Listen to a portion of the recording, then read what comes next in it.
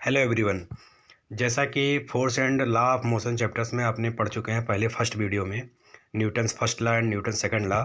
तो टुडे हम स्टार्ट करेंगे न्यूटन्स थर्ड लॉ। तो न्यूटन्स थर्ड लॉ के बारे में वेरी इंपॉर्टेंट लॉ ये आप जैसा कि देख पा रहे हैं कि Newton's third law of motions, to every action there is an equal and opposite reactions and they act on two different bodies.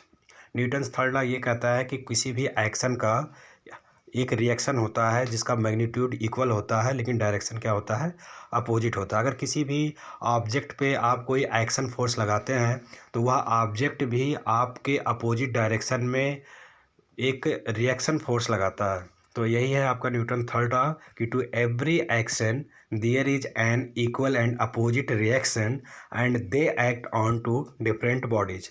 इसको हम प्रूव कर सकते हैं जैसा कि आप देख पा रहे हैं। To prove that action and reaction are equal and opposite, take two spring balance A and B connected together. A और बी दो स्प्रिंग हैं जो एक दूसरे से कनेक्टेड हैं। Fix the spring balance B to rigid support. When a force is applied by the pulling the free end of the spring balance A, both the spring balance show the same reading. These show that the force exerted by the spring balance A on B is equal but opposite in direction to the force exerted by the spring balance B on A. The force exerted by the spring balance A on B is action and the force exerted by the spring balance B on A is reactions। तो जैसा कि आप एक practically देख पा रहे हैं कि B और A स्प्रिंग है, दो एक दूसरे पे कनेक्ट है।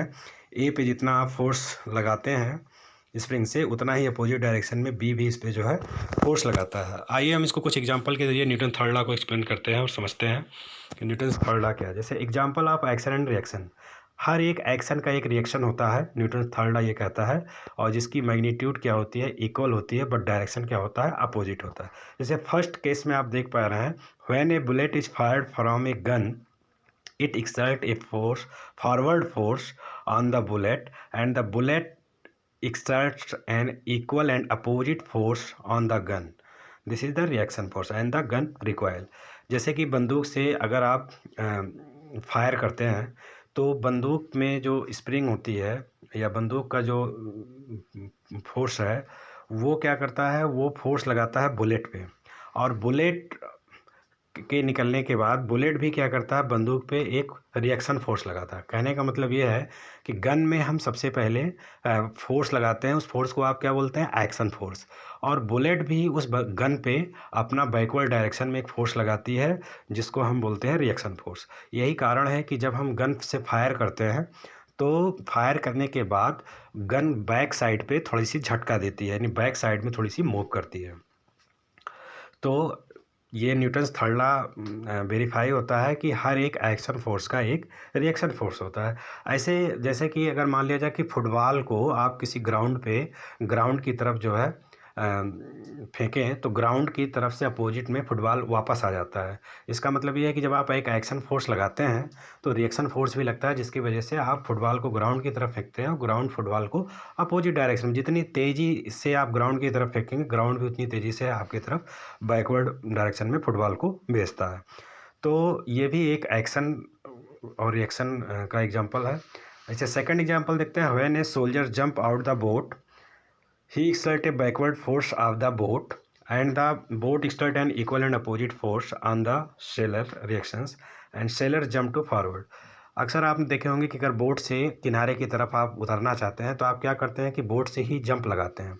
तो जैसे ही आप जंप लगाते हैं बोट पे आगे आने के लिए, तो क्या होता है कि आप अपने पैरों से एक्शन फोर्स जैसे लगाते हैं, जैसे बोट भी आपका क्या करता है, रिएक्शन फोर्स लगाती है, जिसकी वजह से आप जंप करके आगे आ जाते हैं, लेकिन बोट क्या होता है, पीछे की तरफ जाता है। तो यानी आप जो एक एक्शन फोर्स लगाते हैं बोट पे, वो उतना ही बराबर और इक्वल फोर्स आपका अपोजिट डायरेक्शन में लगाता है, जिसकी वजह से आप आगे की तरफ आते हैं लेकिन बोट क्या होता है, पीछे की तरफ चलता है।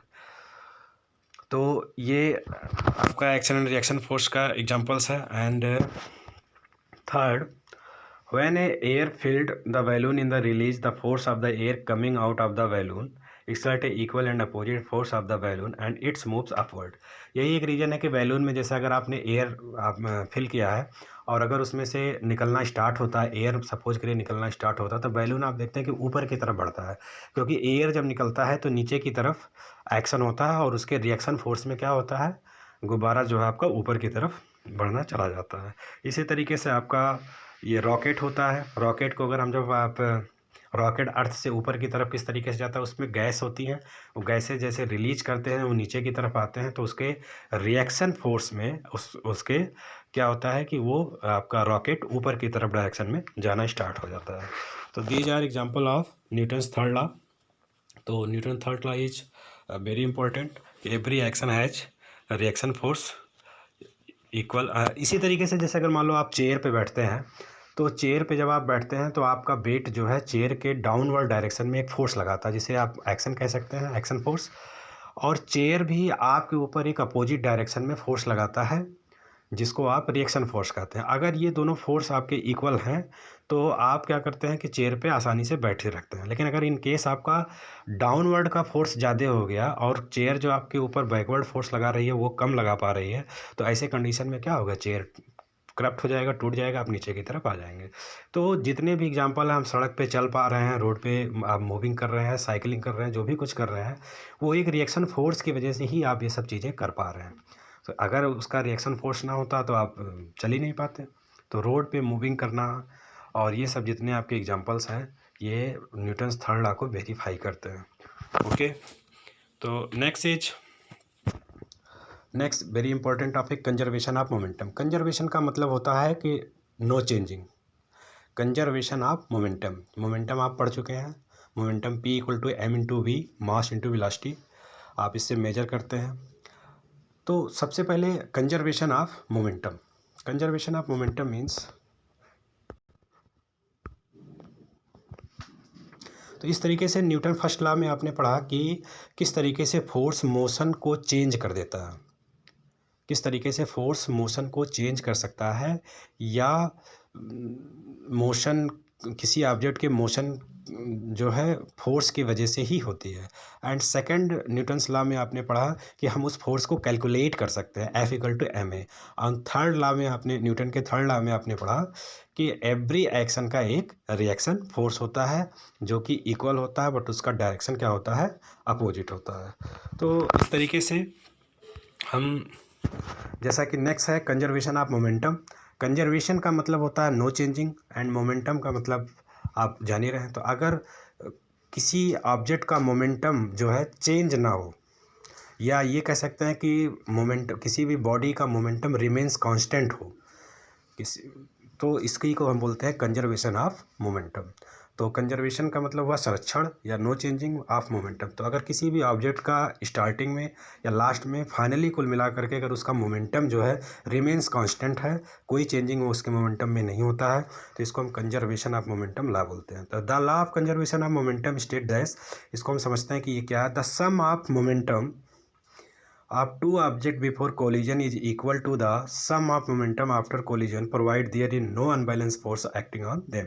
इसमें एक कंडीशन है कंजर्वेशन ऑफ मोमेंटम लॉ में कि कोई भी अगर दो ऑब्जेक्ट हैं उनके बीच कोई भी अनबैलेंस फोर्स नहीं लग रहे हैं, कोई भी बाहर से एक्सटर्नल फोर्स नहीं लग रहे हैं, तो ऐसी कंडीशन में क्या होता है कि दोनों ऑब्जेक्ट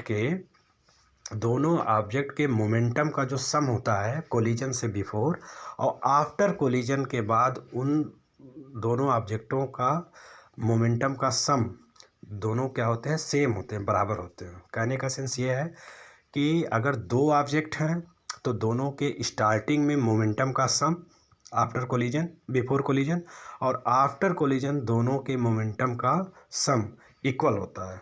इसको मैं कुछ एग्जांपल से समझते हैं कैसे। These means that total momentum of two object is unchange और कंजर्व्ड बाय कोलिजन। जैसा कि आप देख पा रहे हैं कि एक हमने ऑब्जेक्ट मान लिया ए है और दूसरा ऑब्जेक्ट हमने मान लिया बी है।